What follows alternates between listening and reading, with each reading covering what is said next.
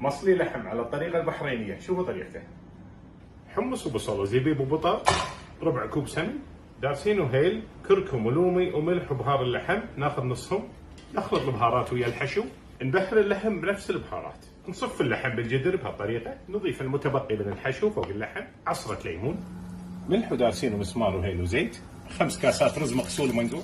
بعد 7 دقائق نصفيه. بعد ما صفينا الرز نضيفه على اللحم، نضيف منقوع الزعفران عليه، نضيف ملعقتين سمن، نسكر عليه. اول 5 دقائق نار عاليه، وبعدين ساعه و45 دقيقه نار هاديه. بعد مرور ساعتين، بسم الله ما شاء الله تبارك الله، ما شاء الله تبارك الله. هذه طبخة المصلي سويتها قدامكم على اللحم والبطاط. ما شاء الله، شوفوا اللحم شلون دايب، وشوفوا البطاط شلون دايب، وشوفوا فلة العيش. سووها حق فطوركم، وعلينا وعليكم بالعافية.